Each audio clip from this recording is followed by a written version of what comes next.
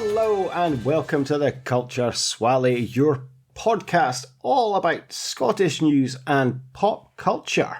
My name is Nicky, and as always, I am joined by the man that when I wake up, well, I know I'm going to be. I'm going to be the podcaster that podcasts with you. Oh. It's Greg. How are you today, Greg? I'm well and quite touched by your, what's the word I'm looking for? Adapted Proclaimer lyric there. Proclaimer's lyric. Very nice. I would walk 500 miles to podcast with you, Greg. And I'd walk 500 more. The feeling is more than mutual. How are you today? What have you been up to? Anything exciting happening in your world? Well, I was on holiday last week because the kids were on holiday. I suppose the most exciting thing I've done is play my way through Spider-Man Miles Morales game on the PlayStation 4.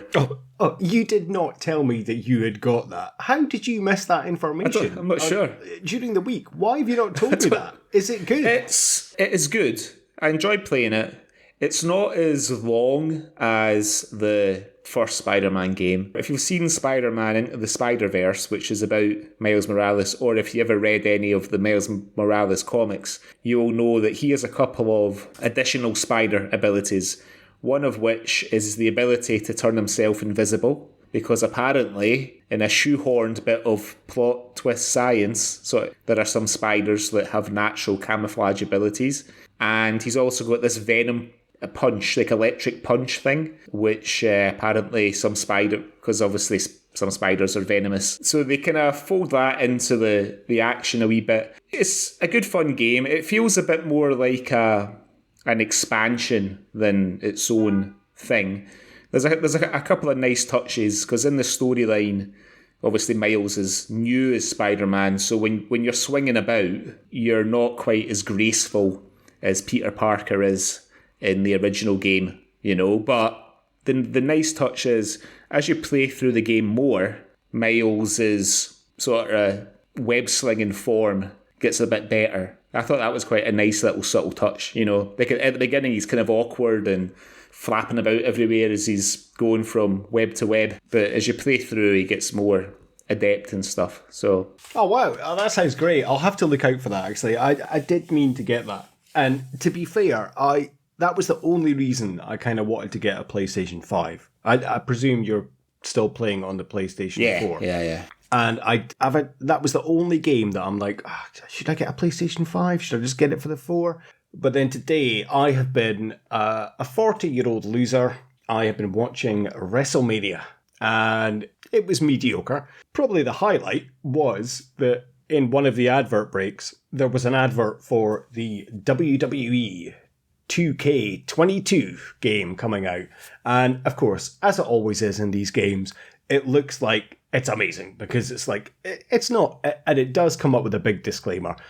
Like, in-game footage is still being tested. Right. This does not represent the in-game footage. And you're like, that looks incredible. I need to get that. I always get the WWE games. They're always disappointing. Why am I going to bother with this one? I don't know. I will. Never mind. But that was the first time I kind of thought about getting a PS5. And if I did, I would get the Spider-Man Miles Morales game, because I loved the original Spider-Man game. So shall we have a look at some Scottish news? Let's have a look at some news. Cue the jingle.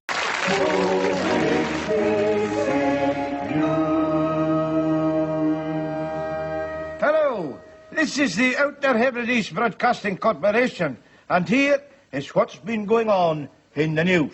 Okay, so what have you seen this week in Scotland that has caught your eye? Anything exciting? Well, I do have quite a timely, topical, small piece of news to start off with. Obviously, this weekend we found out that the Duke of Edinburgh, Prince Philip, has passed away at the ripe old age of 99. I'm not sure how you feel about the royal family. I'm fairly ambiguous. They don't offend me, but I wouldn't say I was a supporter as such. But, 99 is a very good innings. Before I go through my Duke of Edinburgh related story, did you ever do the Duke of Edinburgh award at school?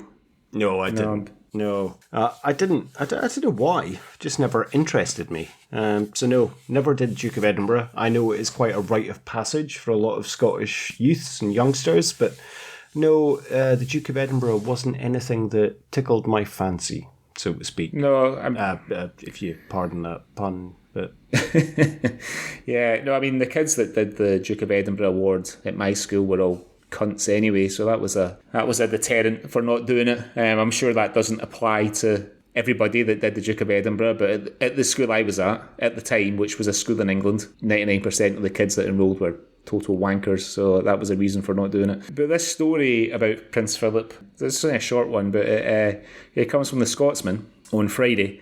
And it is celebrated Scottish writer Irvine Welsh, one of our favourites, recounting the first and only time that he met the Duke of Edinburgh. So basically, Irvine was handing out Duke of Edinburgh awards at a school in Edinburgh, funnily enough. The late Prince Philip was in attendance, congratulating the kids on achieving their award. So Irvine, he tweeted, so the Scotsmen have taken one of Irvine's tweets and turned it into a story. But Irvine said, I only met him once when I presented a Duke of Edinburgh award. He came up to me and he said, train spotting, jolly good. So obviously, I'm sure Prince Philip never sat down to read Train Spotting. I can't imagine him getting past the sweat was lashing off a sick boy before closing the book again. Perhaps picking up a copy of the Shooting Times or something. But he'd obviously been briefed on... the Shooting Times. It's quite... yeah. He'd obviously been briefed on who Irvine Welsh was. So he came up to me and he said, train spotting, jolly good. But then Irvine, he doesn't explain why he did this. He says, I responded with perhaps a too drawn out before he moved on. I'm not sure. Maybe he didn't say like that. Maybe just said But Irvine does say that he was very impressed by the way that the Duke managed not to look completely bored shitless by the pageantry at the Duke of Edinburgh Awards ceremony. But yeah, it just made me laugh. So that's my first little story about Irvine meeting the late Prince Philip. God rest him. I'd love to know what the Duke of Edinburgh's favourite Irvine Welsh book would have been, actually. Probably Filth. Yeah, or maybe a decent ride. He does strike me as like a Juice Terry when he was younger. Yeah, if the Duke of Edinburgh had been a taxi driver, then yeah, I could see him being like Juice Terry. He doesn't have the corkscrew perm, though. No. But well, he might have done when he was younger. I've not seen any. Surprisingly, considering the media onslaught since the news of his passing was announced on Friday, I've not seen any photographs of the young Prince Philip of Greece and Denmark. So you think he might have had a cracking barnet when he was younger? Speaking of cracking barnets, who would you say is the best haircut or the best barnet in Scotland? When you think of Scottish haircuts, what are you thinking of? I don't know, mate. I mean, you've got a pretty good haircut. You always have had a healthy head of hair. Thank you very much. My own never started well when I was a kid, to be honest, and it's just got progressively worse as I've closed in on middle-aged. I'm not sure. I mean, I guess you've got to think of football players. Ali McCoy used to have quite a good haircut when he was a young player. Oh, come on. I'm talking like iconic in terms of like Russ Abbott's kind of See You Jimmy mullet, or in terms of Frank McAvenny's mullet. Right. Or Jimmy Cranky's little ginger wig. You know, kind of iconic Scottish haircuts. Scottish haircuts. I don't know. I mean, probably Frank McAvenny, probably, now that you've brought it up, with his mid-80s Man United haircut. Okay, I'm going to put you out your misery. The most iconic Scottish haircut is, of course, Rod Stewart's rooster cut. Right, okay. If you can call him Scottish, because, of course, famously, London-born and bred. But his dad's from Glasgow. We'll take him. His dad's from Glasgow, so for a long time he was the only pop star we had. In terms of Rod Stewart's hairdo and his famous rooster cut, do you know how he achieved that? I don't. I feel like I should, because I read Ronnie Wood's autobiography a couple of years ago, because obviously he was in the Faces with Rod Stewart, wasn't he? Well, there's been a story doing the rounds this week, and it is about how he managed to achieve his haircut. Now, I'm quite disappointed with the newspapers because they explain how he does it. They haven't picked up on the obvious pun. Rod, who is now 76, well done, Rod, Good on you. He used to rub mayonnaise in his hair and then friendly kind of rub it with a towel, and that's how he got his rooster cut. Right. What is the obvious pun the newspapers have all missed out on? Like the headline reads, Rod Stewart created his iconic barnet by applying mayonnaise before giving it a rub with a towel. I don't know. I can't think what the obvious pun is. Maggie mayonnaise. Oh. So he used to go like months without a haircut and have his long locks, and then he would wash it and he would put mayonnaise in his hair, rub it with a towel, and spike it up like a rooster. And that is exactly how you get hair like Rod Stewart. And who's the source of this story? Steve Marriott, you say? Yeah, the source is... Because... no, sorry. It was tour manager Elliot Saltzman. Right, okay. Who was the Small Faces tour manager. And he said that Rod copied it from Steve Marriott. Right. And that's how he managed to get his spiky hair. And people have said that mayonnaise is obviously full of protein. Right. So that's maybe why Rod has still got all of his locks right now. Nothing to do with a hair transplant or anything, Rod, eh? Well, you know. So, I kind of wish I'd known that when I was younger. I might not be in the fucking situation I'm in now. well, there you go. Just nip into the fridge once we've finished recording this, get a bottle of Hellman's, and there you go. Slap it on. His head must have been absolutely stinking. Can you imagine? He's put mayonnaise on his head. He's gone on stage, singing and dancing under those hot lights. Must have been howling when he came off stage. Yeah, you would think so. It's not the nicest of smells, like stale mayonnaise, especially mixed with sweat. That's horrible. I imagine that there's lots of products on the market now that you can achieve the same effect with. Maybe not in the late 60s. Well, who knows? I'm going to go and try it this weekend. I'm going to go and get my bottle of Hellman's and give it a try and see if I can get a rooster on the go. Okay. Well, good old Rod the Mod. Still trend-setting after all this time. Right, well, my next story from the Daily Record. The headline reads that shocked Scots couple find sex toy in filthy resort room on 60th birthday getaway. This is Michael and Avril Grieve. They've apparently they're regulars at the Piper Dam Leisure Resort in Tayside. You may or may not be familiar with the Piper Dam. It's a bit like the Crieff Hydro, I think. Michael's a regular customer at Piper Dam. They go often. They paid £380 for 4 nights to celebrate her 60th birthday, but they checked out early because of the filthy conditions. Michael said regarding the dildo, or sex toy rather, but it's definitely a dildo, that they found in the room, this is the worst case scenario anybody could expect, especially right now during the pandemic. Yeah, I mean, there's the picture that the Record has published of the offending sex toy. It's a bit grainy. It's not clear what it's sitting on. It's definitely a dildo. There's no question about that. It's black. I think we've probably seen more exotic ones in our youth in like shop windows on holiday. Speak for yourself, Greg. You probably see more exotic ones just going for your messages in Amsterdam in the shop window. Michael says something quite funny. He says the sex toy was clearly visible. So I guess he means it was just lying out. It wasn't. He didn't find it like under the bed or under a pillow or something like that. Sitting on the TV unit next to the VHS recorder or something. Lying in the sink. It says, I can't imagine anybody accepting it. This is despite their extended COVID-19 cleaning regime. Can't imagine anybody. Can you imagine? On TripAdvisor, 4 out of 5 stars. Everything was great, but the dildo left by the previous room occupant was a bit of a disappointment, if I'm being honest. But we didn't let it ruin our holiday. I'm sorry, are we just going to gloss over? What was his name? Michael Grieve. Did we gloss over the fact that he's saying, I can't believe anybody accepting it? That's what I mean. I can't imagine anybody accept. That's what I'm talking about. So I say, you write your TripAdvisor review. Everything was great, apart from one thing. Oh, it took the shine off it a wee bit. This is despite their extended COVID-19 cleaning regime. On the website, they have pictures of cleaners in full body protective suits. Just imagine, like the housekeeping team in their Breaking Bad protective suits. No way I'm touching that, by the way. There is no way I'm touching that. These suits don't include a strap-on by any chance, does it? They might have accidentally fallen off. I don't know how practical a strap-on on a protective suit would be for housekeeping in hotel rooms, to be honest.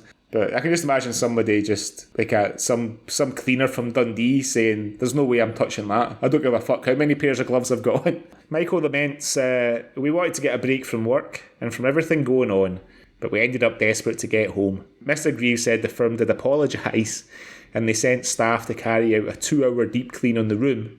However, a foul smell coming from the drains put yet another dampener on the holiday. They cut short the trip after 2 nights. I mean, God knows what was going on in that room before they checked in. You know what I mean? There could be somebody being sort of chopped up and washed down the plug or something. You know? You think it was kind of a Dexter scenario in that room before they walked in? Yeah, maybe. Mr. Greaves said they received a refund for the first night, but so far they've had no response after emailing a manager to explain why they left early. They said they haven't even been in touch to apologise. It just seems that they have a couldn't care less attitude. As long as they get your money, they don't care. But Angus Council has said, when approached for comment, that an environmental health team has received a complaint regarding the hotel and is making inquiries. And there's a picture of what looks like a table, like a sort of panel desk or something, and there's a wee bit of kind of mould, well, quite a big bit of mould actually in the corner of it, like something's been spilled and never cleaned up. So yeah, 60th birthday ruined by a discarded sex toy. And what's the weirdest thing you've ever found in a hotel room? I don't know. I don't think I've found anything that disturbing when I've checked into a hotel. What about yourself? I don't think I've found anything either. How do you think you would react to finding a sex toy left on the bedside table or wherever they found it? I'd probably give it a wipe and put it on eBay. Give it a wipe and send it to our friend. I don't know. I think I would call down reception probably and say, excuse me, there's been an incident in here and I've found an unwelcome visitor in my room. But I don't know. I'm not sure how I'd react. I mean, I'm not going to pick it up and use it. But I'm going to touch it for sure. Similarly, I'm not going to let it lie. I don't know. I don't know how I'd react if I found a massive dildo in my hotel room. It depends what it was. If it was in the bed, then obviously I'd be quite concerned the sheets hadn't been changed. Yeah. If it was in the bath, then maybe I'd presume it was just a bath toy. I don't know. You'd be not sure. Phone down reception. Is this supposed to be here? Some hotels give you a complimentary bottle of wine. Have you given me a complimentary double black mamba? Yeah, we really appreciate your patronage. I mean, I think I would be quite pragmatic about it. I would like to think that I'd be like, look, there's been a bit of an oversight here, clearly. We didn't bring this with us. If you give the room a clean or move us to another room and give us dinner, we'll say no more about it. I don't know if I'd write into the Daily Record about it.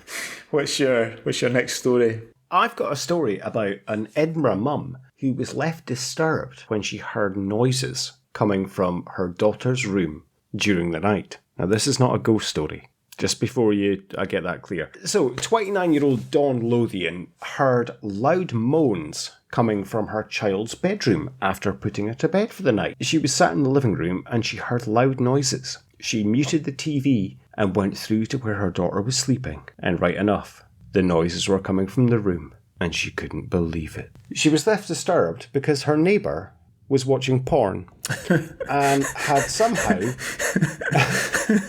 somehow connected to her daughter's Bluetooth nightlight. So her daughter has a Starlight projector which you can connect via Bluetooth to music. Right. So it plays like a little starlight thing on the bedroom and it connects to music and plays probably Twinkle Twinkle Little Star, not Two Girls, One Cup. So she shouted through to her partner because she was in shock, and luckily her baby is far too young to understand what was going on. So thank God the child was spared the sacrifice of listening to moaning and groaning.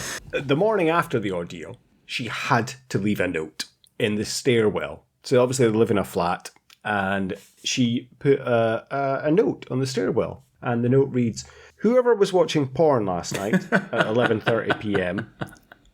has connected their device to our baby's nightlight. Can you please disconnect ASAP? Thanks. Dawn said, I still haven't tracked down who was watching the porn, but I think they got the point and disconnected. Have you ever disconnected your connected your Bluetooth speaker to anything you shouldn't have? No, I certainly haven't. I mean, I've not seen a lot of pornography in my life, but my old roommate, I've seen some. I'm a man after all. My old roommate in Aberdeen had a copy of porn, so I guess like the porn kind of classic, Deep Throat, which actually has it's got quite a good soundtrack. There are songs on Deep Throat that you would recognise. One of the songs on Deep Throat is the Coca-Cola song, I Want to Teach the World to Sing. Is that how it goes? Yeah, I could describe in detail the scene that I want to teach the world. I want to teach the world to sing is the song, isn't it? But it's a bit too blue. I'll just suffice to say that it involves Linda Lovelace, the star of the movie, an elderly man, a can of Coke, and a sort of drip, if you like, that you would get put on if you were dehydrated in the hospital. As far as like my ever doing anything like that, I can hand on heart say I haven't. I mean, Kevin Bridges has got a good routine about getting the TV on upstairs for the 10-minute free view on the adult channel back in the 90s. I mean, I don't know if you had Sky. I remember, I don't know how it worked, but I know that you could watch whatever was being watched in the living room on Sky. You couldn't change the channel, but I don't know how it all connected, but he's got a good... No, I never had Sky, but I'm aware of that was the the situation, what you did. So he's got a good story about a sort of unwritten contract between him and his dad that they would watch. They would watch the 10-minute preview separately, of the adult channel. I mean, that is, I'm sure for the Edinburgh mother, she's rightly outraged by that, but hopefully she'll be able to look back on it one day. No harm done, right? It's only like a bit of noise. Well, as she said, her child is too young to understand. So it's not like it's going to be anything offensive or any bad words. It was just a little bit of moaning and groaning. What's wrong with that? That's got the makings of a sort of sketch in a comedy show. Do you know what I mean? It does, yeah. You can just imagine setting the Bluetooth nightlight. Yeah, it's definitely a Karen Dunbar setting the nightlight. There you go, my wee petal, you're off to bed. And then going to bed, and there's Greg Hemphill watching hardcore porn. Whilst it comes through the baby's nightlight. Karen, huddled under her duvet, thinking her house is haunted. Tortured soul is haunting her daughter's bedroom. Oh, that's got to be one of the best ones we've had for quite a long time. That's really funny. Oh, I'm glad you enjoyed it. Have you got anything else this week? I've just got one. I've got one last one. I'm not going to read the whole article because it's quite a long one, but I feel like I'd kind of heard this before. Now, you and I were catching up last night with our other friend, and I mentioned how I accidentally bought some quite strong lager. So I went for one of the sort of reasonably priced ones in the booze shop. It was Tuborg, which I tried before, and I liked it. And when I got it home, I realised it was the red tin Tuborg from Denmark, which is 8%, which is quite strong. And it got us talking about our Scotland's very own super strong lager, Tennent's Super Lager. And the purple tin beauty. Apparently, it's really popular in Italy, the old purple tin. Yeah, it is. There's a whole article about it. So I was dismayed to note that Tennent Super is only 1% stronger than the 24 cans of fucking rocket fuel that I've got in my fridge at the moment. I was somewhat concerned about having to drink. I might have to be saving them for when people come. But in dozens of street corners across Rome, Milan, Sicily and Sardinia, you might spot a local tanning a bottle of Tennent Super at the local neighbourhood bar. Someone's tweeted a picture, a guy called Adam Ramsey's tweeted a picture of himself on holiday. He says he always loves how Tennent Super is considered a sophisticated beer in Italy. And there's a busker with a Tennent super hoodie on in the article. So they're all free from the shackles of the perceived social prejudice that comes with the sight of somebody in Scotland clutching a can of purple tin, normally in a car park or swing park or on a bus in Glasgow, something like that, raging through Buchanan Street on a busy Saturday afternoon. In Glasgow, the strength of Tennent Super, which I mentioned before is 9%, tends to see it associated with more discernible types, the guys that sort of spend their days drinking al fresco as opposed to at a bar. There's also a picture of a Tennent Super draft tap in Italy. The 1/2 litre can of the drink, dubbed Vitamin T, contains 4.5 units of alcohol, which is more than the recommended daily maximum for either a man or a woman. And while it's sold in cans in Scotland, in Italy it's sold in standard 330ml bottles to the general public, or on draft in some places like Milan, Florence and Rome. You can see it apparently in every show. I've never been to Italy. I don't know if you've been. I've never been. I'd love to go. I've been a few times, and yes, I have seen this. I've been to Milan, I've been to Rome and Florence, and yes, I have seen Tennent Super for sale, and it confused the hell out of me. But yeah, it's a cultural. It's like kind of Stella. Well, it's like Leffe Blonde. Yeah. Kind of in terms of in Italy, it's a cultural phenomenon. It's enduring popularity. It says here you will see it in every shop, supermarket, cappuccino bar, cafe, and even ice cream vans. With Tennent Super achieving something of a hip and exotic status among Italian youths, in much the same way as beers like Moretti and Peroni are popular among drinkers in Glasgow. So why has the super strength lager become a fashionable favourite for the notoriously chic Italians? One that saw sales of the lager rocket over 50% in 2015 to 3.5 million litres per year. Well, Andrea Ragusa from the Milan, Glasgow-based guitar pedal enterprise AC Noises has got a theory. She says that before starting to drink as an adult, Tennent's Super was the kind of beer that had sort of an underground charm. I mean, drinking a Scottish beer was cooler, while the Italian ones were for posh people. Andrea goes on to say that because Italy is quite a family-orientated country, it's traditional just to spend a short time in the pub before you head home for a family dinner. So it suits Italians to swallow a strong lager if they're spending less time in the pub than Glaswegians and Scots normally do. Bit of stereotyping there, Andrea. I don't know that I like it. And while Italians who come to Glasgow might be surprised that they don't see people in the city's bars and restaurants clutching a Tennent Super, there's at least one Italian who's happy not to. So this is Perugia-born sound engineer Luigi Pasquini, who runs the Anchorline studio in Glasgow. That's his name, Luigi Pasquini. He said that, I drank my fair share of Tennent Super when I was growing up in Italy.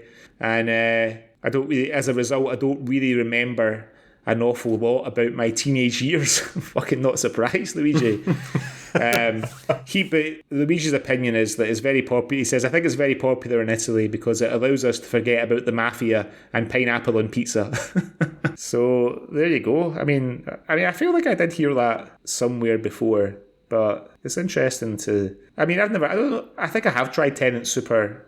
I probably did when I was younger, just to try and show off a bit. I don't think it's very nice. No, I don't think so. It's strange. Maybe it is. I don't know. I'm kind of used to now living in the Netherlands. A lot of the beers I drink are like quite high strength. Yeah. But they are quite nice and refined. I haven't drank a purple tin for quite some time, but I always do remember when I was about 16 being at like a house party and one of the guys turning up with a 6-pack of Special Brew. And fair play, he was fucking cunted by the end of the night. I'm sure he was. I remember when I joined, when I started working in a restaurant, and I happened to join around about the time that they were celebrating their first anniversary. We opened for a year. And we had a party overnight once the restaurant had closed. And somebody had gone to Macro, and they'd obviously just gone and bought like a few cases of whatever was cheap and recognisable. And he bought like a load of Carlsberg elephant beer. I don't think they make it anymore. Oh, God. Yeah. Oh, God. I mean, it was just... Yeah. Oh, I've had that. Yeah. Carnage. Absolute carnage. I'm sort of tempted to do a bit of a taste test on this Tuborg. Will we open a tin and see what it tastes like? I've not tried it. I'll give us a live taste test. Hang on there, I'll go and get it. Right, I have returned. I'm gonna pour it into a glass because I don't usually have a drink on a school night. I definitely don't usually drink 8% fucking Tuborg on a school night either. But we'll crack it open, and I'm just gonna pour. I'm just gonna pour a half a glass of it because. Why don't I give you my kind of last news story, and then you can tell us your review. It'll give you a chance to ruminate in your mouth, yeah?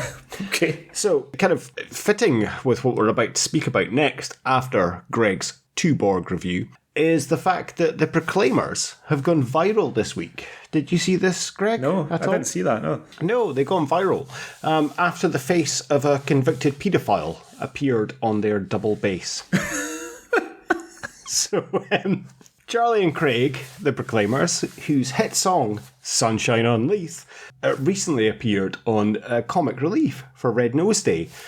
They were featured on Top of the Pops. Are you aware that the BBC 4 play like the old Top of the Pops episodes? I am, yeah. So it was an episode from 1989. The Proclaimers were on singing King of the Road, their 1990 hit.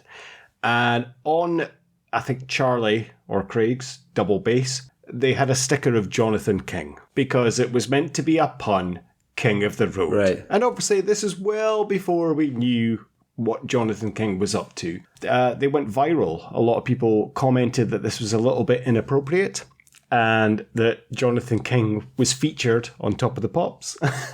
And people have said it was a bit awkward, didn't age well. Yeah. And the BBC did actually apologise and say, sorry that went out. We didn't realise. We'll make sure that doesn't happen again. But yeah, I just thought that was a nice little fitting segue into what we're going to be talking about. But hey, how's that Tuborg? Right, so the Tuborg, well, I mean, it smells heavy. Oh, it's quite sweet. It smells sweet. I'm taking a sip now. I've only poured myself half a glass. I'm not drinking all of that can. I'll be fucking upside down. I'll be honest, that looks like a fucking glass of piss. Fucking hell. Let me try it again. Oh, that was a bad miss, but I can't believe that I bought, because I've tried Tuborg before, like the normal Tuborg, and I quite liked it. That's fucking bouffing. Oh, I think I'll be giving that to the Irish boys next door, I think. I'm too old to be drinking that sort of thing. Well, I think that concludes the news for this week then, after your Tuborg taste. Okay, let's delve into your review. And it was your choice this week, Greg. So why don't you tell us what we're going to be looking at this week? Well, I chose something that I've never seen before. It's not the sort of film that I would usually go for, if I'm honest. It's the 2013 British romantic musical film directed by none other than Dexter Fletcher, Press Gang's Dexter Fletcher, featuring the songs of the Proclaimers, Sunshine On Leith. Yeah, it came out in 2013. It stars Swally favourite Peter Mullan, Jane Horrocks, George MacKay, Antonia Thomas, Freya Maver, and Kevin Guthrie. It's about Ali and Davy, two soldiers coming back at the end of their service in the British Army to Edinburgh and adjusting back to civilian life, finding love, losing love, finding love again. It's also about Davy's mum and dad, played by Peter Mullan and Jane Horrocks, and they're going through their own, their own marriage difficulty. And they managed to shoehorn in about 14 Proclaimers songs into the storyline. Exactly 14. Now, like I said before, I'd never seen it. If I'm honest, I'm not a big fan of musicals anyway. I just find the whole concept of storytelling and then somebody just bursting into song a little difficult to live with. I know that for some people musicals are, are very important to them. I'm not saying anything against musicals.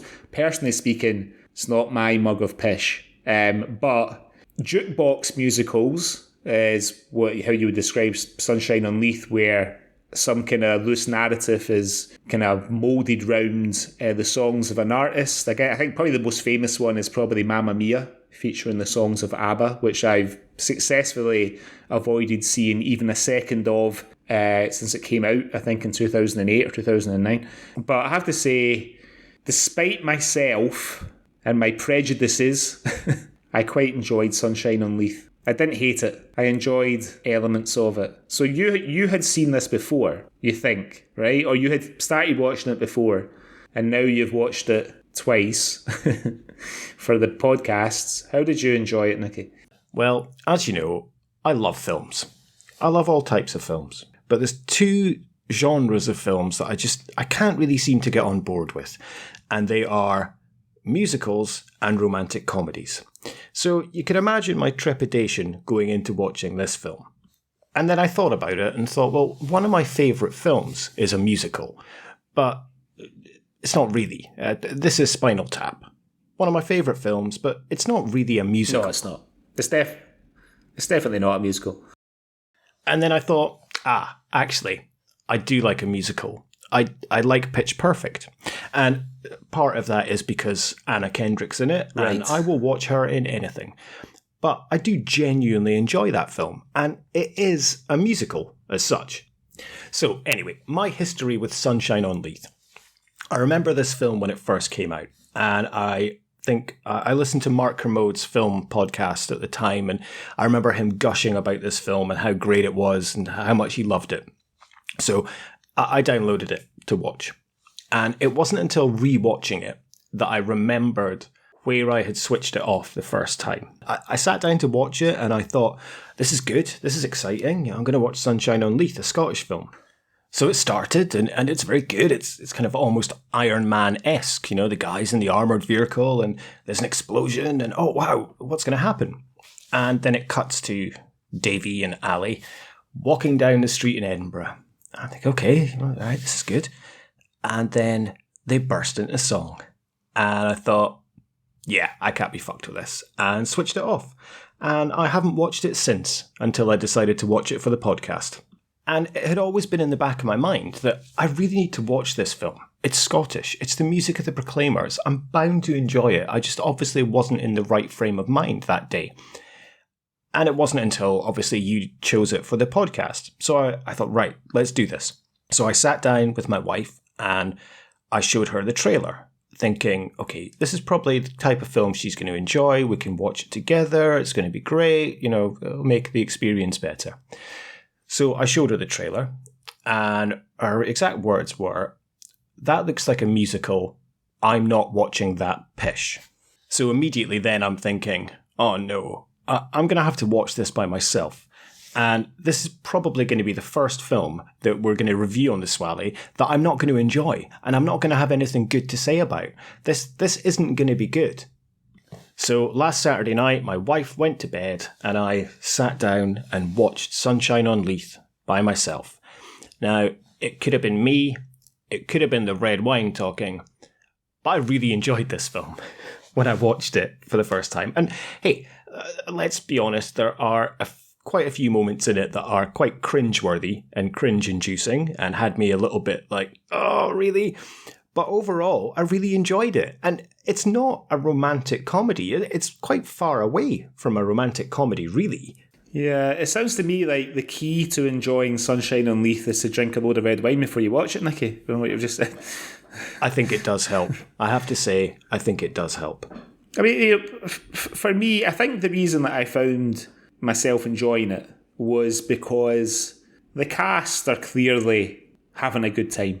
You know what I mean? That's, the songs are all very, very well-known songs for the most part.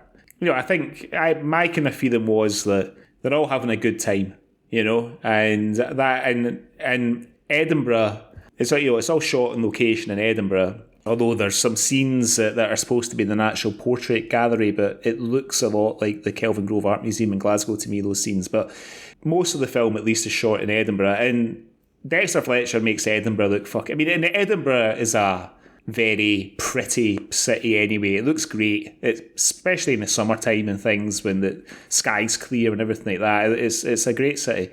But I think Dexter Fletcher really showcases Edinburgh, I think.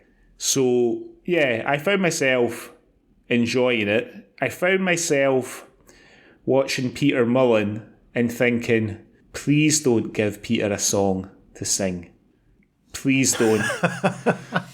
I'm not sure that I can take it. And then the scene, we're kind of jumping ahead a bit, but there's a scene where it's Peter who plays Rab, Davy's dad, and Jane Horrocks, who plays Jean, Davy's mum. It's their wedding anniversary, and I think it's in the assembly rooms in Edinburgh or something. He has to give a speech about how much he loves his wife Jean, and he goes into a song. I've got the song written down here. What song was it again? Oh Jean. Yeah, should have been quite easy to remember.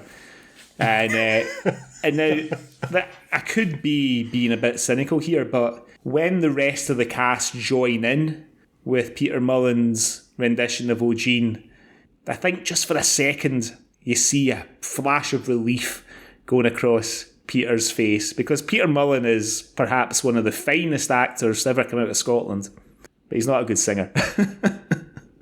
Okay, well, there's a lot to go back on what you've just said there. Okay, first of all, yes, I would agree. Dexter Fletcher makes the city of Edinburgh look incredible. It looks so beautiful. Don't get me wrong, I think Edinburgh is a beautiful city. Well, my wife, I took her to Scotland for the first time, and she'd never been to Scotland. Yeah. The first place I took her was Edinburgh, because this is very much look, this is Scotland. This is what a beautiful city looks like. Before I took her up the road to Aberdeen and showed her where I'm actually from. Don't get me wrong, Aberdeen is a beautiful city as well on the days that the sun is shining. They are few and far between. But Edinburgh is a very, very pretty city. So well done on making Edinburgh look beautiful. With regards to what you touched upon there, and Peter Mullan, yes, he can't sing, and he shouldn't sing. But I would have to say, Peter Mullan, he has to be the greatest Scottish actor of all time. I can't think of anyone else. He is the reason I was so invested in this film. When I watched this, I genuinely did not care less about the youngsters and what happened to them and their relationships. I was more invested in Peter Mullan and Jane Horrocks' character, Rab and Jean. They were the ones that I was watching the film for. But for me, Peter Mullan just absolutely carried this film. And I just think he's probably the greatest Scottish actor of all time. And I don't know, I'll argue the case if you disagree with me on that. No, I don't think I disagree. I think in terms of his versatility, like you put this performance, and in this performance he's the kind of patriarch of the main family. He's flawed, and one of his flaws is like a major plot point in the movie. But you take this performance and then you watch him in something like Tyrannosaur. Do you know what I mean? Or My Name is Joe, or Ozark. Because I've been watching Peter Mullan for years before he started to do things in the US, like, what was it, Top of the Lake, I think the one he did with the girl out of The Handmaid's Tale, and Mad Men, and Ozark and stuff. And you associate him so much with Scotland and playing Scottish characters, and yet, if you'd never seen him in anything before and you watch him in Ozark, you could think he's like a Southern American guy. You know what I mean? Kind of redneck type character. And then you watch it. You watch him in. You watch him in Tyrannosaur. I've seen a lot of Peter Mullan's performances. I'm pretty sure I've not seen every single performance that he's done, but in Tyrannosaur, he's fucking brilliant. And he leaves it all out there. And this is a guy that's clearly grown up around that type of character. Or alcoholics, you know what I mean, and seen how they self-destruct. He plays another alcoholic in Ned's. He plays the main character's dad. Obviously, that's his movie as well. He wrote and directed it. Even though I've never known a character like the character he plays in Ned's, it feels like a really real performance. You know what I mean? You can imagine people like that, even if you've been lucky enough to not interact with someone like that. And then for him to come out, because this movie it's a gentle film, pretty much. You know what I mean? Everything kind of works out well for everybody, pretty much, more or less, by the end of it. It all wraps up well, you know what I mean? It goes over its sort of narrative hump where things look a wee bit shaky for everybody halfway through, and then it all works out well then. And you just, when you think of the things he did beforehand, you can never imagine him putting his hand up for a film like Sunshine on Leith. You know what I mean? Sure, I'll do that. How much? 6 weeks? Have I got to sing? Yeah, but it's okay, Peter. It's an easy song. You've only got to do the first verse. Everybody else joins in. Fuck it. All right. How much does it pay? Dexter Fletcher's directing it. Oh, is that the kid off Press Gang? I'm in. Now, to talk about Dexter Fletcher, as you mentioned, we probably know him as Spike from Press Gang, or as Babyface from Bugsy Malone, or as Soap from Lock, Stock and Two Smoking Barrels. Yeah. And even when he popped up in Lock, Stock, everyone was like, "Oi, that's that fucker from Press Gang, it's Spike." He hasn't been able to shake that. But he's carved out an amazing career as a director for himself. Not just Sunshine on Leith, but hey, let's be honest, he had a massive hand in Bohemian Rhapsody. I know Bryan Singer is credited as the director, and Fletcher doesn't get really the credit he deserves, but he did that. And then, of course, Rocket Man, which I haven't seen, but I've seen it. Oh, is it any good? Right, so you mentioned Pitch Perfect earlier, right?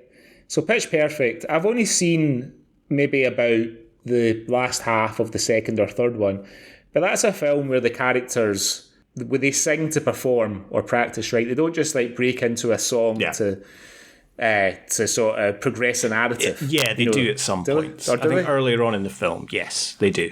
Right. Yeah, Rocket Man is... It's okay. I mean, the guy, what's his name? The guy who plays Elton John from Kingsman. He's just in the Tetris film in Aberdeen. Taron Egerton. Yeah, he's a good actor, that guy. I think he's a really good actor. I can see him being super duper successful when he's older, and things. I think he's really good. The Rocket Man's okay, but it's a balls out musical. So where you've got Bohemian Rhapsody, which is the story of Freddie Mercury and Queen, and with performances of them at Wembley or whatever, I know obviously the boys miming, but they don't just sing a song to describe what's going on in Freddie's life, where Rocket Man does have all that, they'll shoehorn a song in to kind of state what stage. So the first bit of the film, they sing Saturday Night's Alright for Fighting, and it's a young Elton John playing piano in a pub with Long John Baldry, and a fight breaks out in the pub. And then everybody starts singing Saturday Night's, so that obvious, okay. Yeah, so you probably won't like it. I would urge you to avoid it. Yeah, I would say I probably hate that kind of musical. And I think part of why I like Sunshine on Leith is because it's Scottish. Yeah, that's a big part of it. The parts that I didn't like and the songs that I don't like are the ones where people randomly just burst into song for no reason. Yeah. And that just makes me cringe. So it sounds to me like I probably should avoid Rocket Man because I don't think I'd like it. Yeah, you definitely will. But yeah, you're right about Dexter Fletcher. I mean, he's got some great performances. He's great as Soap. I remember for years I thought he was American from Press Gang because he plays American. Yeah. I knew he wasn't American before I saw Lock, Stock. He's also good in Layer Cake as well. Well, I know why you knew he wasn't American before Lock, Stock.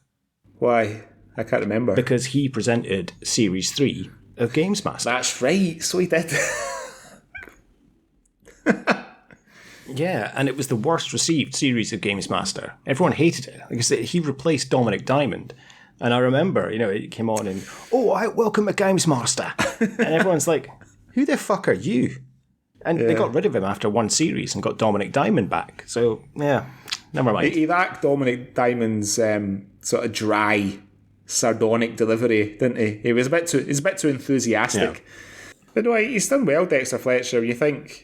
to go from presenting a TV show and, he's probably, I think Rocket Man did quite well. Obviously, he is associated with Bohemian Rhapsody, which did incredibly well. Although, I think you're right. I don't think he got the credit he deserved for the film. And this has obviously been a bit of a dry run for, I guess, Rocket Man, sort of almost 10 years later. But yeah, I'm with you. The scenes, like the songs, just the only scene that I like when they just break into song that I enjoyed was the scene in the pub and the song "Let's Get Married." I quite like that. That was quite funny. I'd agree. That's probably the only spontaneous song scene that I liked. Yeah. When the sister, Liz, played by Freya Maver, when she's considering... So for those of you who haven't seen the film, Liz is a nurse. She wants to explore the world outside of Edinburgh, and she has an opportunity to go to Miami and be a nurse in Miami. And my eyes like painfully rolled when that little plot development came out. So I thought, right, how long would it be until they get Letter from America into a scene? and I thought the rendition of Sunshine on Leith, so it's just really Jane Horrocks for most of the song, singing when Peter Mullan's character has his heart attack and he's unconscious. Considering it's the name of the film, I thought that would be the last song, you know what I mean, of the film, because... Yeah, I thought they missed a trick there. I didn't like the way they did that. It felt like it had just been kind of shoehorned into the film. And, it's quite an emotional part. Mm-hmm. I just didn't think it sat right with the film or the song. Yeah, and Jane Horrocks is a good singer. She's done a lot of singing in her career. Like, probably her most famous singing role was in Little Voice, right, with Ewan McGregor and all that. I don't think we can discount Jane Horrocks in this film. She's brilliant. Her Scottish accent and Scottish singing voice. Okay, it does waver a couple of times, but generally, it's fantastic. Yeah, she's really great in this film. Certainly a lot better than George MacKay, whose accent is all over the place, and multiple times it kind of faults and wavers when he's singing and speaking. The only Scottish sounding thing about George MacKay is his surname. Yeah. Yeah. And it's a strange bit of casting, because you've got Kevin Guthrie playing Ali, who for like the first like 2/3 of the film is like the second lead, and then he just sort of falls in a supporting role. Yeah, it's just strange. Yeah. And there's a few little plot turns like that I thought, why bother? Because you didn't do anything with it. Like when Ali turns up at his sister's, and his sister has agreed that he can stay with her until he gets his own place after coming out of the army. There's a bit of tension between the brother-in-law and Ali, and you think, oh, that's probably going to come up later on in the film. You never see the brother-in-law again. There's Jason Fleming scenes, and why the fuck? I mean, I think Jason Fleming is only in this film because he's obviously mates with Dexter Fletcher. I don't know. Yeah. What Jason... And I like Jason Fleming is a fine actor. What the fuck he's doing in this film is anybody's guess. Not a good Scottish accent is what he's doing. Mary Queen of Scots, born 1542, died 1587. Her third husband murdered her second husband. Her cousin tried her for treason, and her son stole a throne. It's true. If she was alive today, she'd be on the Jenny Kyle show. So you listen to me, Jean Henshaw. Whatever happened, it's not your fault. You have done nothing but work yourself into the ground for your family. You've been let down, messed around, told to get your feet back on the ground when you should have been... But there's obviously his character, Harry, who works with Jean at the art gallery, he's obviously got kind of carrying a bit of a candle for Jean. Again, goes nowhere, really. They kind of hint upon it. I think the first scene that you kind of see them, you get the impression that he is kind of in love with her from afar, and he's almost like wanting her to break up with Rab. But it's only really hinted upon at that time. And then the next time you see him, he's bursting into song, and there's just no need for it. It doesn't really go anywhere. So overall, what did you think about the singing in the film then?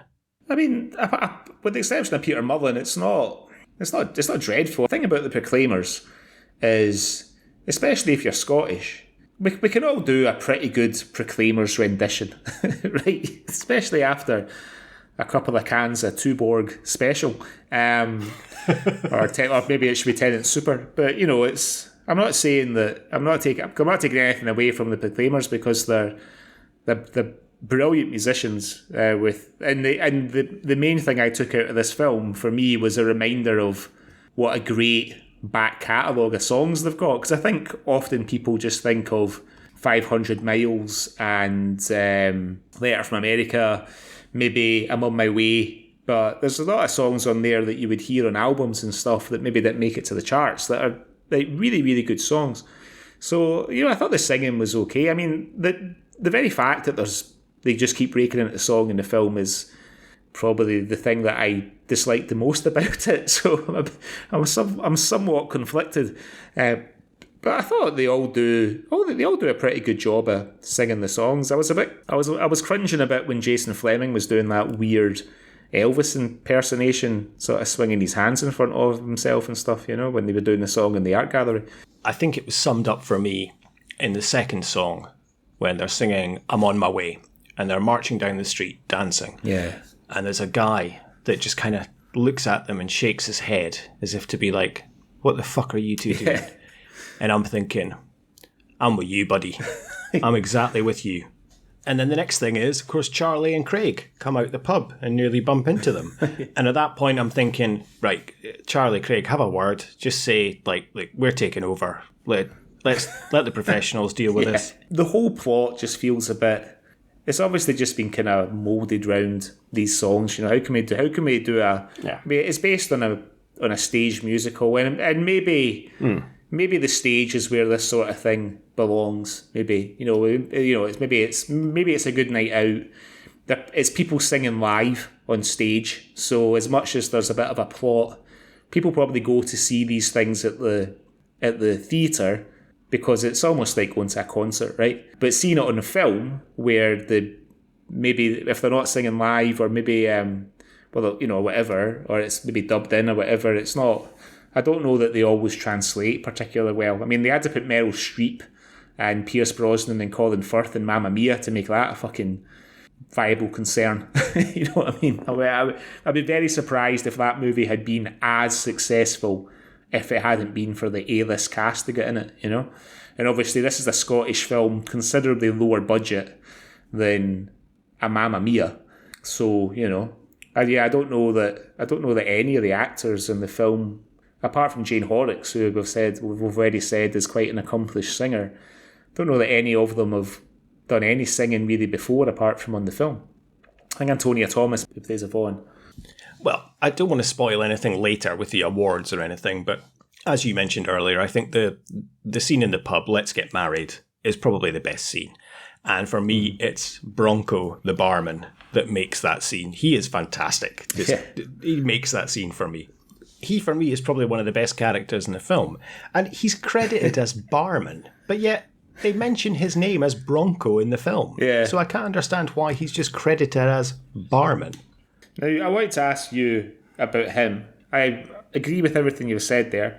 I want to ask you, what do you think the fucking little brown tube around his neck is? It's like a wee telescope or something. I did wonder that. I don't know. It was like a blood vial or something. Yeah. He's maybe like a Buffy the Vampire Slayer fan. I don't know. Maybe he's been in these holidays in Piper Dam or something. Yeah, possibly.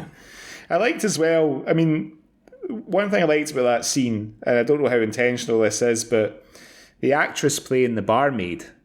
So, if I remember right, she doesn't have any lines, but she's obviously been told, like, you're not going to have any lines in this apart from singing along with the song, but we need you to react to what's going on. And so her reaction at the beginning of the song before she decides to join in and her facial expressions, she's just like, she's really, really trying hard, you know what I mean, to show her disapproval and her rolling her eyes and her frustration, and it's, here's that fucking barman, that husband of mine singing again, supposed to be helping me behind the bar. And then when you get to the anniversary party, It's Roddy Hart that's the lead singer of the band. And, Roddy Hart, he's a pretty famous Scottish singer. Yeah, I mean, the thing, where I think it's a wee bit, it's not been that well handled, or not that well kind of crafted, that scene, is obviously we have the Dear Jean song, we have Jean finding the letter from the woman that Rab has cheated on her with years ago, and she Why would he have that in his pocket? That's the thing. So she rushes out. Ali takes the opportunity, unwittingly, not realising what's going on, to propose to Liz, and she obviously turns him down. And then this quite sort of tasty fight breaks out, because maybe the guy is less than charitable, or as they say, nae luck, wee man, or something like that. Oh, wee man, I hope you kept the receipt for that. And that's the thing. So, and that brings me back to George MacKay. So, I mean, I've seen him in a couple of things, and I do think that he's quite a good actor. Not very good at the old Scottish accent, but he's a good kind of young actor. But he's sort of, again, just this lack of plot and character development. So, to go back to the very beginning of the film when they're getting off the train and they're talking about the guy, their pal Ronnie, that's had his legs blown off, and how Davy blames himself. And I sort of think, this is going to be quite an interesting character. He's going to be haunted by what's happened when he's been at war. He's going to struggle to adjust to life back in Edinburgh, back in Civvy Street. And then they immediately break into the song and dance. And Ali and Davy, if you've noticed, they're always shaking hands and having a hug and you know what I mean, all the time. And then it's not until that fight at the anniversary when Davy tries to break things up, somebody hooks him, so he starts throwing punches about, and he almost punches Yvonne, his love interest, and she's like, "Oh, I don't even know you," blah blah blah, and it's like they're trying to touch on this. He's so haunted, it's making him violent, and he can't have his relationship with Yvonne. It's just, I don't know. I just felt it was all just a bit. I don't know. Like I say, I think these things just belong on stage, not in films. It was just a bit kind of this. The development's just a bit strange. It's like they just decided, actually, let's not kind of emphasise that too much, because it should be a feel-good, happy film. Well, fine. Then don't have it in at all. Don't have poor Ronnie with his legs shot off. Don't have the character saying, it should have been me. Sometimes I wish it had been me that got blown up and not Ronnie. It was my responsibility, blah, blah, blah. And you're like, well, that whole little subplot's not going anywhere at all. But by the time you get to the end of the film, just leave it out. Yeah, I agree. It's a bit of a bit part that they never really delve into properly. Yeah. Yep. So I think that's where the film sort of struggles a bit, and is that it's worse. But I think what saves the movie, as I said before, is the actors are all clearly enjoying themselves, and especially in the musical. No matter what we might think personally about the musical performances, they're obviously enjoying it, and I think that is a bit infectious. And just the music of the Proclaimers. You know what I mean? Well, to talk about the Proclaimers, what are your favourite Proclaimers memories? Well, I mean, when they started to get played on Top of the Pops, I would have probably been about 10 or 11. And was that when they had Jonathan King on their bass? Possibly. I didn't know, but at this point, I was at primary school in England. There were songs like They're From America and I'm Going to Be 500 Miles. I don't know if they ever got to number one. I should have probably looked into that before doing this podcast. No, they didn't. But I know that they were high in the top 10. They certainly got a lot of airplay, and obviously this was the days of the Sunday night top 40 with Bruno Brooks. And no matter what anybody listening to this, how they might feel personally about the Proclaimers, and there's probably people that just don't like them at all, you have to admit that these are some of the catchiest songs. So everybody was singing them, and I used to get a wee bit of sort of gentle ribbing and Proclaimers songs kind of sung at me, and not in a kind of bullyish way. So, but I've seen the Proclaimers live. I saw them not that long ago, actually. Like when I worked in Glasgow, we used to support the Children's Hospice Appeal in Scotland. I may have mentioned this in the podcast before, but we used to have a sort of spring fundraising black tie event at the Hilton on Charing Cross. And because we did it in conjunction with Real Radio, they were quite good at getting kind of decent acts to kind of do a turn. Like they had Amy McDonald there one year, Les McCowan's Bay City Rollers. I think I shot the performance of Shang-a-Lang and sent it to you.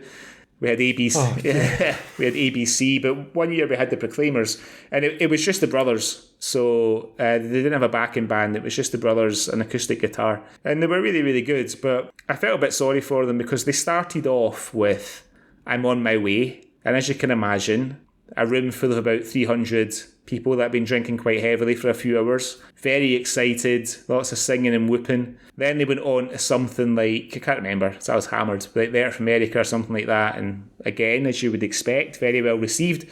And then they said the thing that probably kills some of these journeyman bands when they're playing live. They said, we're going to play a song off our new album. Oh, God. And there was a bit of an audible, the air sort of went out the room a wee bit, but everybody listened politely and clapped, and then they only did like half an hour or something. Then they finished on a high with I think they finished with I'm Going to Be 500 Miles, but they were really good, to be fair. They were really good. I know a few people that have seen them in quite recent times, like with their full band, and apparently they're spectacular to go and see. I would like to go and see them live again. What about you? Oh yeah, I think they're great performers and they've got a great back catalogue. In terms of this film, there are quite a few songs that as soon as they start, you're like, oh no, I just don't. Just leave it, please. And it's not going to spoil the song for me in the long grand scheme of things, but I just don't want to hear it like this. And I think when we do the Swally Awards later, we probably should do best song and worst song as well. You want to do it now? You want to just, what would your worst song be? Without a doubt. And it's nothing to do with the song. I like the song, but it is the scene, it's the I Met You, and it's the George MacKay and Antonia Thomas when they are, is it Jenners? No, Harvey Nicks, I think. And you could say the setting is nice. It has the beautiful backdrop of Edinburgh behind it with the glass windows. I've been in that restaurant. But no, I just hated that performance in that song. It just seems so false. For me, I'm sorry to say that it is the last song of the film with the flash mob in Princess Gardens, the rendition of I'm Going to Be 500 Miles. The only bit I liked was when some Scottish girl says to Antonia Lewis or Yvonne, get up here then. Gets her up on the stage. Yeah, just when they all start dancing and stuff like that, I was just like, oh, I could have lived without this. I could have done without this. That would probably be my second choice. I really enjoyed that until the flash mob turned up. And as soon as they turned up and started doing the flash kind of robotic dancing, I'm like, no, oh, thank God, this is the last song of this film. It just took me right out of it. Let me ask you something, kind of moving on to something slightly different. So, I don't think in the film, so the film starts up with Ali and Davey. I guess they're supposed to be in the Middle East, right? Probably, let's say Afghanistan or Iraq. Later on in the film, so when Ali has been turned down by Liz, he ends up going back to the army, and there's a scene of him right near the end, singing his part of I'm Going to Be 500 Miles, walking across what's supposed to be, again, let's say the Afghan desert with his rifle. It's clearly the fucking Trossachs. Clearly. And like, to be fair to Dexter, he's done his best to try and he shoots it quite low to try and, so you just really see the sky for the most part. But I know what a rolling Scottish hill looks like, even when I only see a wee bit of one. Yeah, I was just thinking, where are they supposed to be? Because like they don't say, they refer to it as over there and that kind of thing. When we were over there, blah blah blah. They never say when we were in Afghanistan or when we were in Basra or wherever. I'm just like, what the fuck are those boys supposed to be? I never actually thought about that, but that's a very good point. I don't know. I guess he's just gone back to the bad place. The bad place. The bad, shooty, blowy-uppy place. Yeah. You're overthinking it. You don't need to think about too much. He's gone back to a place that's bad. There's another scene where George and Yvonne, it's kind of early-ish in the relationship, and they decide they're going to go home together. I'm saying George and Yvonne, Davy and Yvonne, they're going to go home together, and they hail a taxi. Now, they get into what must be the friendliest taxi in the whole of Scotland. Because, like you, I'm sure, I've taken a lot of taxis in Scotland when I was younger. We get a taxi home after a night out or whatever. I've never got into a taxi being greeted with, "So, where will it be?" Morning side, please, mate. Morning side it is. Have you had a nice night, folks? Oh, we've had a lovely night, thank you. It's about to get a whole lot better. Especially in Edinburgh when they realise you're not a fucking tourist. I mean, in my experience, apologies if you're a taxi driver listening to this, but in my experiences, taxi drivers are generally quite belligerent. They're either over-friendly, where they just talk at you until you get out the taxi, or they just sort of convey a simmering hatred towards you until they drop you off. Especially on a night, especially if you're on your way home after a night out, they probably are expecting you to throw up in the back seat of their cab. What did you think of Antonia Thomas? I had seen her before in, I don't know if you ever watched Misfits on Channel 4. The first two series, it's about like some kids on community service that end up with superpowers. No, I've never watched Misfits. It's one of those shows that I've always meant to watch, but never got round to. But this was the first time I think I'd really seen her. She was okay. She was good. She was a little bit wooden at times. Didn't have me completely believing, but she was all right. For me, she wasn't a patch on Freya Maver. Yeah, she good. For me really stole the show. I thought she was brilliant. I really was engaged any time that she was on Apparently, screen. she used to play a character in Skins called Minnie McGuinness in one of the later episodes of Skins. Yeah, I didn't watch Skins that late, so I think I missed her in it. But yeah, I thought she was great. I loved her accent. I liked her singing voice. I liked her acting. She was really good. Apart from Peter Mullan, and the barman. She stole the show for me, really. Yeah, no, she was good. I'd never seen her in anything before I saw this, because as I say, I never watched. I'm like you, I didn't watch the later series of Skins. I think I just watched the first one actually with Nicholas Hoult. The other thing that surprised me to see, because this is an actress who at one point seemed to be in a lot of different things, is Daniela Nardini, who pops up as the chef at the book signing, which again is just a really weird scene. Peter Mullan's trying to think of what to make for Jean to say sorry for cheating on her 25 years ago and having a grown-up daughter that he just found out about like a few days ago. And you'd have thought, why get Daniela Nardini to do that? Why not just get an extra? She's literally got like 2 lines. You forgot your book. Are you kidding me? 17 quid? I could fly to Italy for 17 quid. Yeah, I know what you mean. It was a bit random. Why not get some other strange extra? But hey, nice little cameo. Maybe she's a fan of the Proclaimers and she was like, look, go and get me into that film, just get me for a wee scene or something, Yeah, maybe. So, but I think before we put Sunshine on Leith through the meat grinder of our reviews, of our awards rather, I thought I would just mention the reviews. So as you mentioned, somewhat surprisingly, Mark Kermode fucking loves this film. Loves it. He wrote a 4-star review in The Observer. To quote Mark, he said, "I shed a tear within the first 10 minutes. I mean, I did as well, but I suspect for different reasons. Spent the rest of the movie beaming like a gibbering, love-struck fool." Yeah, Mark Kermode's a big fan of the film. It grossed $8.8 million in its run, to September 2014, On its first week, it debuted at number 3 in the UK box office with £770,000. Following week, it rose to number 2 with a weekly take of 733,000. I wasn't really going to the cinema that much in 2013 because my daughters were quite young. So, you know, if I went to the cinema, it was to go to a Disney film. So I'm not sure that I would have rushed out to see this anyway. But, like, you know, I mean, despite the fact that we've got mixed feelings about the film, I like the fact that it's been a successful film. It's got a 90% approval rating on Rotten Tomatoes, which is good. Really? Yeah. Wow. So, you know, it's always good to see a Scottish film do well, and especially, you know, it's a film based on the music of a very successful and famous Scottish band. It's got, you know, it does have some confusing casting in there, but, you know, apart from George MacKay's dodgy accent and Jane Horrocks' occasionally dodgy Scottish accent and Jason Fleming's dodgy Scottish accent, they're all good in their roles pretty much, you know. So, fair play. Fair play to Sunshine on Leith for its 90% Rotten Tomatoes.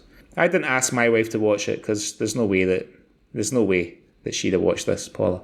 So, shall we put the movie through our awards? Yes, let's put it through the Swally Awards. You said you didn't want to do your favourite scene, but favourite song. So what was your favourite song performance on the film?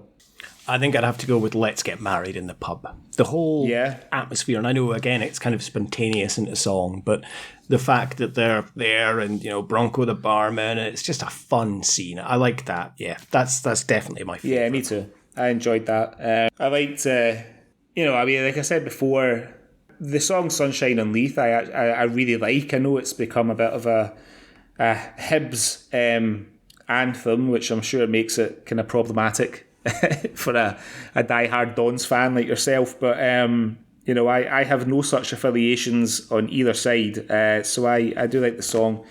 I'm not sure that it was used in the best context. Who did you have for the James Cosmo Award for being in everything Scottish? Peter Mullan.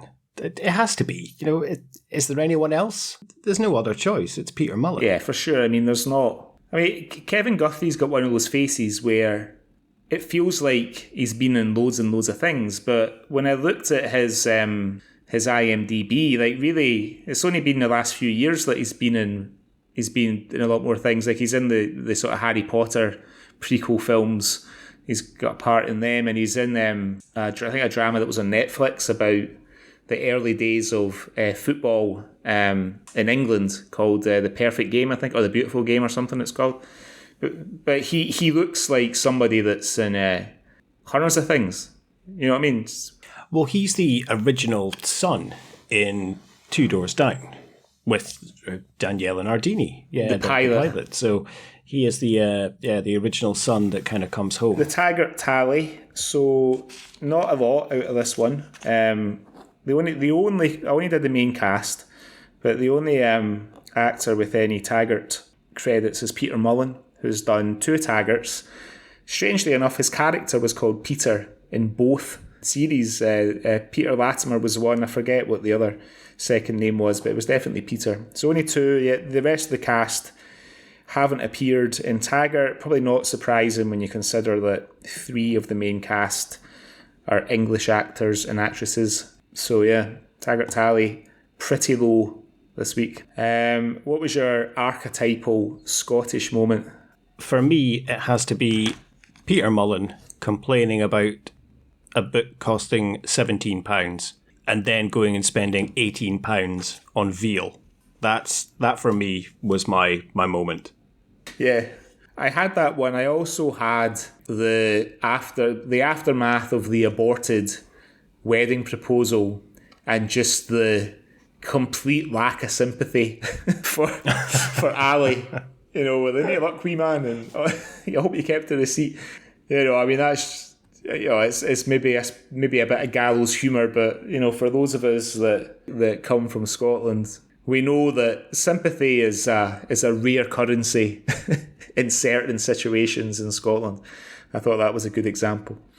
Okay, what was the Sean Connery Award, or otherwise affectionately known as Who Got to Go Home and Fuck the Prom Queen? Who did you give that one to? Well, who did you give that to? I gave it to the city of Edinburgh, because I think the city of Edinburgh comes out of Sunshine on Leith really well.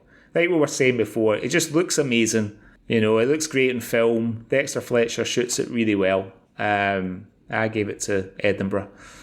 Who did you have? I genuinely gave it to the city of Edinburgh. Did you? Well. I put down, if I was giving it to an actor, then Peter Mullan. But if I can give it to anything, then it has to be Edinburgh. It just looks so beautiful and so awesome in this film. I'm not sure what time of the year they filmed it. I imagine sort of spring, summertime. They look like they got great weather for it, you know. Nice blue skies and everything, just looks great. So yeah, I guess that wraps it up for Sunshine on Leith. I've not missed out an award, have I? I guess I'm trying to think of other Scottish musicals. The only one that leaps to mind is Brigadoon. I don't think we need to do that for quite a long time. So yeah, I think, you know, like I said before, I despite myself, I quite enjoyed it. I quite enjoyed watching it. I'm with you. I think part of its appeal was the songs of the Proclaimers, the fact that it's set in Scotland. It's got a great cast, even if some of them are a bit unusually placed in there, like Jason Fleming. But I don't think I'll be choosing a musical again for quite a long time. But it's your choice next time. So what are we going to be talking about on the next episode of the Culture Swally? Well, Greg, next time I have chosen another musical. No, I haven't. Of course not. But you did pick a musical, which was something we hadn't done before. So I decided to pick another genre that we hadn't done before on the Swally. So we're going to do a little bit of sci-fi. Wow, we've not done any sci-fi yet, have we? Yes, it's sci-fi on the Swally. So next time I would like to look at the 2013 film Under the Skin, starring Scarlett Johansson. Nice. I've never seen it. Oh, really? Well, there you go. You're going to get a chance to watch it next time on the Swally. Brilliant. I look forward to watching that. Well, thank you very much for listening, everyone. If you would like to get in touch with us, if you have any news stories that you'd like to send us, if you'd have anything you would like us to review, then please drop us an email on cultureswally@gmail.com. Or you can follow us on social media. We are on Instagram @cultureswallypod and on Twitter @swallypod. And if you've enjoyed the podcast, please leave us a review on iTunes, give us a rating, give us a subscribe, tell your friends about us, pass on the good knowledge of the Swally. Okay, well, until next time, thank you very much for listening, everyone. See you later. Bye.